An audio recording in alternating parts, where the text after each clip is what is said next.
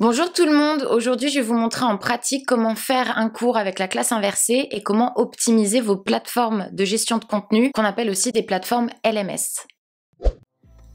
On va commencer avec notre vision un petit peu de l'enseignement. Typiquement, l'enseignement, c'est plutôt en pyramide. Vous êtes au top de la pyramide et vous déversez les connaissances encyclopédiques. Maintenant, l'idée de la classe inversée, c'est finalement d'inverser cette pyramide et ça devient plutôt un entonnoir. Ce qu'on vous demande dans la classe inversée, c'est de changer de paradigme. Donc, au lieu d'avoir les contenus qui sont découverts en cours, en classe et donc en cours synchrone, finalement, les étudiants vont voir tout ce travail, tout ce contenu en amont et ils le feront de manière autonome avant le cours. Les apprenants ont donc accès au support, au contenu en amont, le pratique pendant le cours et en aval finalement on oublie les devoirs et on fait des petits exercices finalement d'approfondissement, des petits exercices qui sont un petit peu plus évaluatifs. Mais attention, c'est pas une évaluation un peu punitif, mais c'est plutôt une évaluation pour vérifier que tout va bien pour eux, mais aussi pour vous. Alors, qu'est-ce qu'une plateforme LMS? Vous le savez certainement maintenant, les plateformes LMS, ce sont ces plateformes comme Google Classroom, Canvas, Moodle, qui vous permettent en fait de déposer des documents et qui sont accessibles à chaque étudiant. Une plateforme LMS, c'est pas juste un endroit pour déposer des documents, c'est plus que ça. Une fois que c'est optimisé et bien structuré, ça peut être vraiment un allié de taille et privilégié pour votre classe inversée. Et c'est très très simple. Pour commencer, il vous faut une page et ensuite il vous faut 3 parties.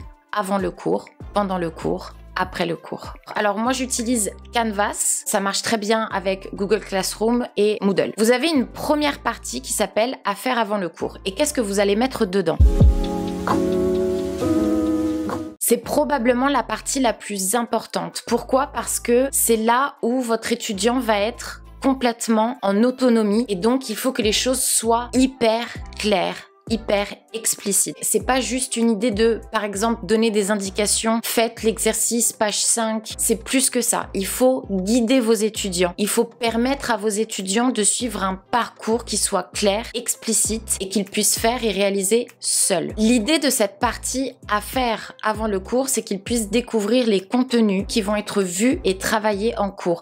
Et donc vus en cours dans le sens travailler en cours synchrone. Donc vous leur donnez la possibilité de se préparer avant et d'avoir une connaissance même superficielle de ce qui va être fait pendant le cours synchrone. Pour ce faire, dans un cours de FLE, voilà un petit peu ce que moi je propose, mais dans tous les cas, ça marche dans n'importe quelle autre matière, j'imagine. Alors moi, je commence toujours avec une compréhension écrite ou une compréhension orale, ou les deux généralement. Dans cette compréhension écrite et dans cette compréhension orale, je vais avoir la grammaire qui va être étudier, ils vont pouvoir le voir d'abord en contexte et aussi la thématique et le vocabulaire. Je ne fais pas juste compréhension écrite ou compréhension orale, voire exercice page 18, non. Là, ce que je fais, c'est que je crée à l'intérieur de la LMS et c'est pour ça que c'est important d'optimiser votre LMS. Dans toutes les LMS, vous avez la possibilité de créer des questionnaires et donc, je le fais sous forme de questionnaire.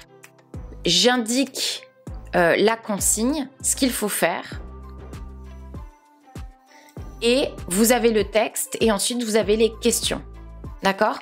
Et l'avantage de ces questions, c'est qu'ils auront un feedback immédiat. Ils n'auront pas besoin d'attendre que le professeur leur donne la réponse ou les corrige. Ils auront leurs résultats et leur feedback immédiatement après avoir fait le cours. Dans la compréhension orale, vous voyez qu'il y a la consigne. Je rappelle quand même que c'est dans le livre. J'ai ici le fichier audio qu'ils pourront écouter tout en faisant l'exercice et ils pourront répondre aux questions.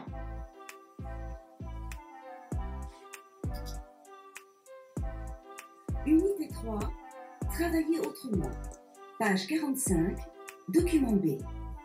Après le coworking, voici le co-roaming. Vous connaissiez le coworking, voici maintenant le co-roaming, le coworking.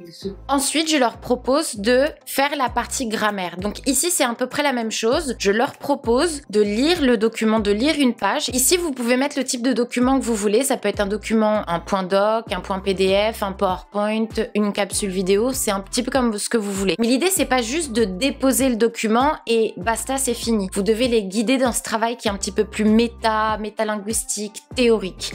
Et donc, c'est ici où moi je leur propose de faire une sorte de petit exercice. Ils ont la page de grammaire et ils répondent à quelques questions.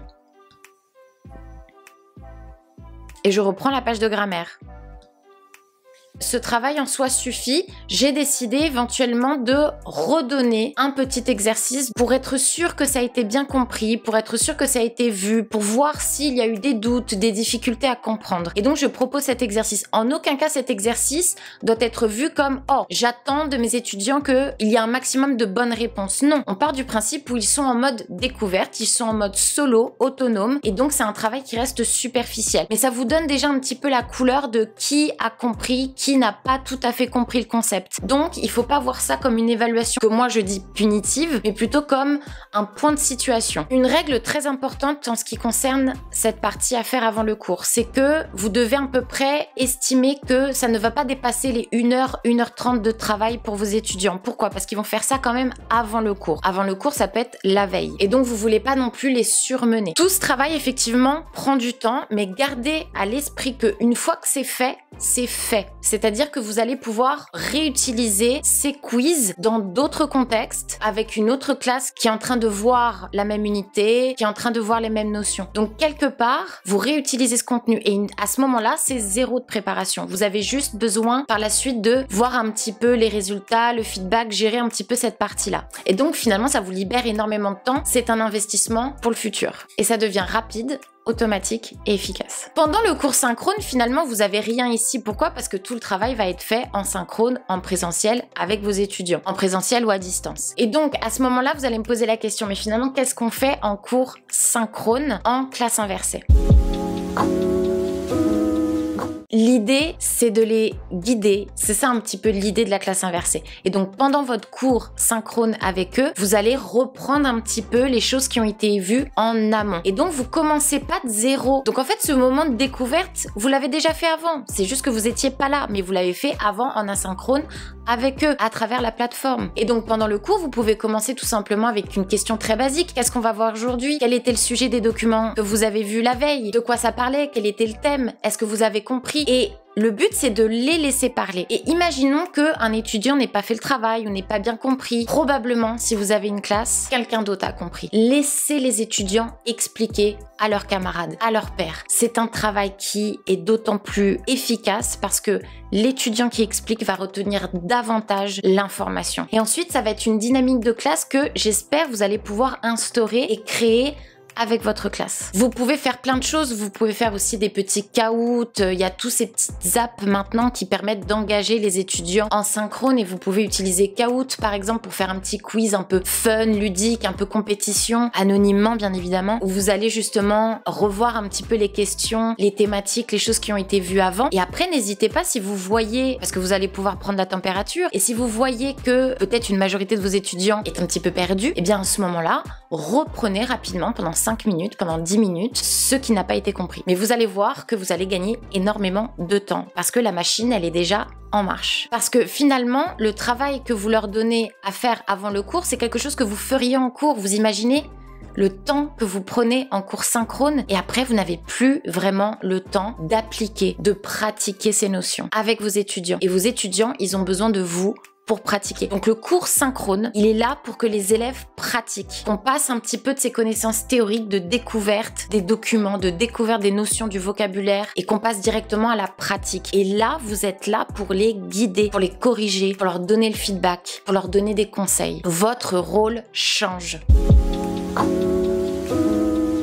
Alors, que mettre en aval? Aval, moi j'appelle ça après le cours. On peut considérer effectivement, classiquement, que c'est la partie devoir. Mais l'idée, c'est que vous voulez pas bombarder vos élèves de choses à faire. Imaginez qu'ils aient cours avec vous tous les jours. Imaginez qu'ils soient dans des programmes de type intensif. Vous pouvez pas vous permettre de les bombarder. Le but, c'est qu'ils pratiquent en classe avec vous. Et donc, vous pouvez tout simplement faire un petit quiz qui va permettre un petit peu de donner le ton, d'évaluer un petit peu où ils en sont. Est-ce qu'on termine sur une note positive ou finalement va falloir peut-être repasser un petit peu de temps dessus. Vous pouvez aussi tout simplement proposer une petite production écrite, un petit exercice comme ça un petit peu plus créatif, un enregistrement, une vidéo, une mini tâche, un mini projet qui va leur permettre de réutiliser un petit peu tout ce qui a été vu. Quelque chose de light, quelque chose de fun. Je suis pas contre donner des exercices de systématisation, des exercices en ligne, mais je laisse au choix à l'étudiant de le faire ou pas. Et donc par exemple, je propose des exercices en plus s'ils ont le temps. Ces exercices-là, je n'ai pas la main dessus, donc c'est pas que ça m'intéresse moins, mais c'est plus pour eux, s'ils ont le temps, s'ils en ont besoin. En l'occurrence ici, sachez-le, je vois tout de suite